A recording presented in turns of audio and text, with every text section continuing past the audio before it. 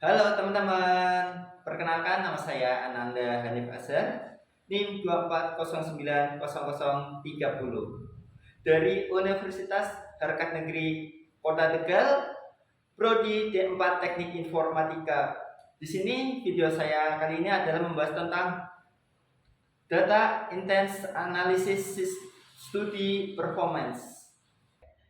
Di video kali ini kita akan membahas tentang Data Science Analysis Student Performance. Dimana ketika kita scroll pertama kali, yaitu kita mendapatkan sebuah hal. Hal ini akan menjadi bagaimana sih cara upload file ke Google Colabs, yaitu dengan cara masukkan file data ke dalam Google Colabs agar bisa diolah menggunakan Python, khususnya dengan pustaka Pandas. Bagian pertama terdapat opsi untuk mengubah file langsung dari komputer lokal, yaitu dengan mengimpor modul file dari Google Colabs dan menjalankan perintah file upload. Dalam kurung, saat dijalankan perintah, ini akan menampilkan tombol untuk memilih file dari komputer sehingga file tersebut dapat diakses ke Google Colabs. Namun baris-baris kode tersebut masih diberi tanda pagar, yang artinya menghapus tanda pagar agar kode dapat dijalankan. Sementara itu, bagian keduanya menyediakan cara alternatif jika file sudah tersimpan di Google Drive dengan mengimpor modul Drive dan menjalankan perintah Drive Manage Intense Drive. Akun Google Drive pengguna akan tersambung ke Colabs, ya teman-teman. Setelah itu kita scroll ke bawah lagi, kita mendapatkan yaitu import library. Nah, kode tersebut berfungsi untuk mengimpor beberapa pustaka library penting digunakan dalam analisis data dan visualisasi menggunakan Python. Library Pandas import dengan analisis pada untuk membantu mengelola dan menganalisis data dalam bentuk tabel dalam kurung data frame. Sedangkan NumPy dengan analisis NP digunakan untuk menghitung numerik seperti operasi matematika dan manipulasi array. Library matplotlib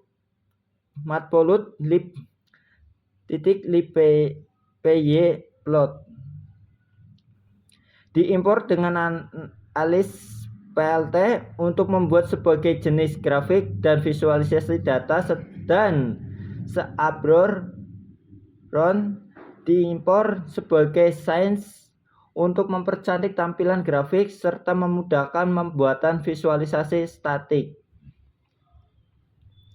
Nah, apabila sudah di-run akan muncul seperti ini keterangannya, yaitu library imported. Nah, kita lanjut ke bagian 2 yaitu load dataset.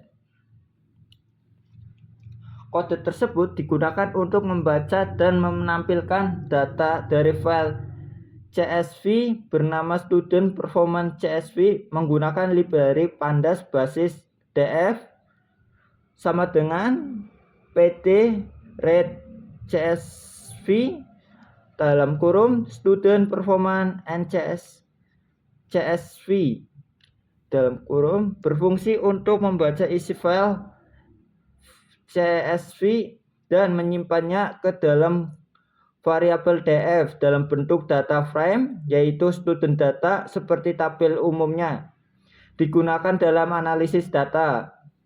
Dan apabila sudah di-run akan muncul seperti ini ya teman-teman. Oke, kita lanjut ke bagian pembersihan data.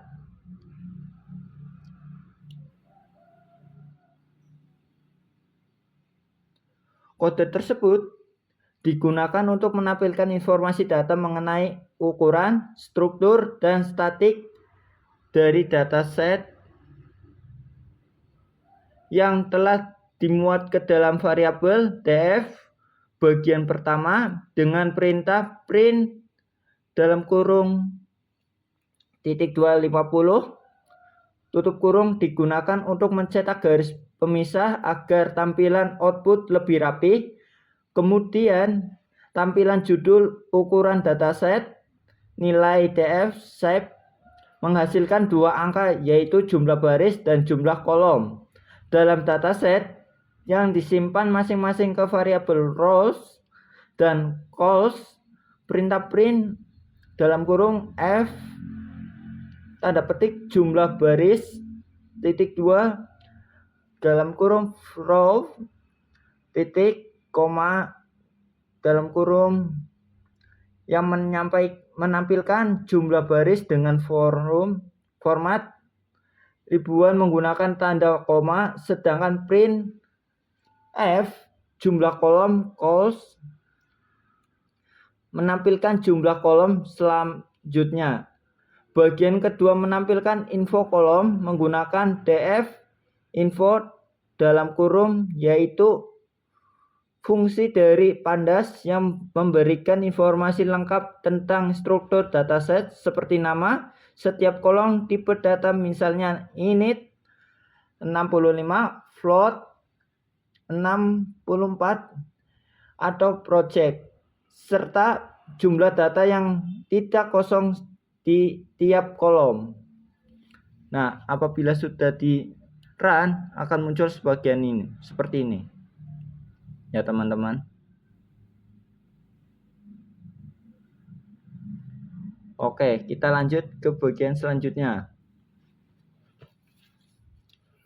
Mediasi dan tanda std per kolom.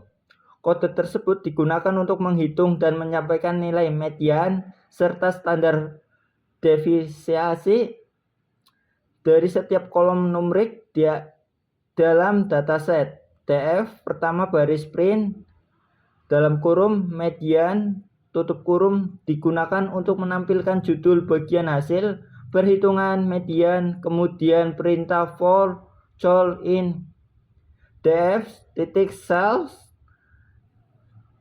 strip datai paste kurung index cloud sama dengan tanda kurung np titik number dalam kurung close akan melakukan perulangan looping terhadap semua kolom yang memiliki tipe data numerik seperti init dan float menggunakan fungsi cell data play titik. Pada setiap interaksi perintah df call median menghitung nilai tengah median dari kolom tersebut, yaitu nilai yang membagi data menjadi dua bagian sama besar, sedangkan titik 2 2f berfungsi untuk menampilkan hasil dengan dua angka di belakang kolom agar lebih rapi. Dan apabila kita run akan muncul sebagian berikut.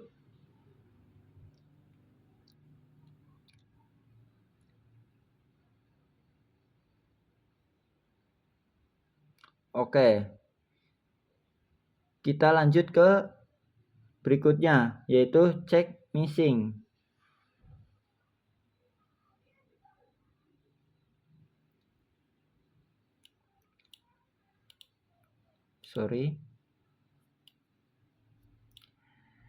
Kode tersebut digunakan untuk memeriksa data yang hilang, miss values, dan data ganda duplikat dalam dataset PDF.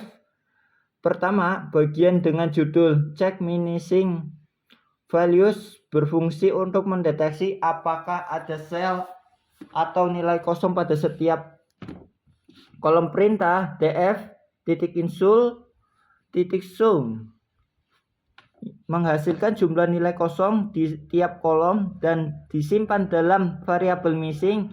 Kemudian hasilnya ditampilkan dengan print barisan print f and total missing sum digunakan untuk menampilkan total keseluruhan nilai kosong di seluruh dataset. Selanjutnya cek duplikat digunakan untuk mencari apakah ada baris sama persis diulang dalam dataset perintah df duplikat sun dihitung dari jumlah duplikat dan menyimpannya ke dalam variabel duplikat.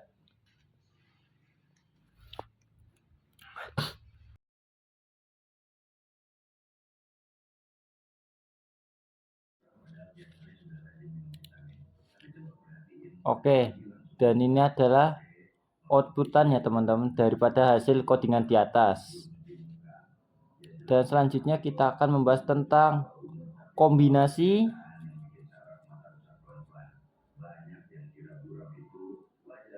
Oke, selanjutnya kita akan membahas tentang head korelasi NIM genap. Oke, karena NIM-nya saya pribadi pun juga genap ya teman-teman. Yaitu kode tersebut digunakan untuk menampilkan informasi umum tentang ukuran, struktur, dan ringkasan statik dari dataset DF yang telah dibersihkan. Bagian pertama mengecek judul ukuran dataset. Ya.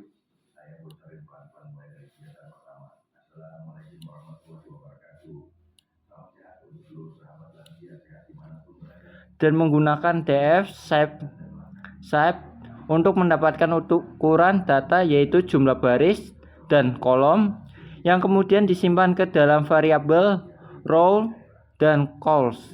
Nilai print dalam kurung f jumlah baris rows tutup kurung dan print f jumlah kolom calls, di mana tanda koma berfungsi untuk memformat angka agar lebih mudah dibaca. Selanjutnya, bagian info kolom menampilkan struktur data menggunakan info df info dalam kurung tutup kurung yang menunjukkan nama-nama kolom, jumlah, dan data non null serta tipe data dari masing-masing kolom seperti init 64, float 64, atau project.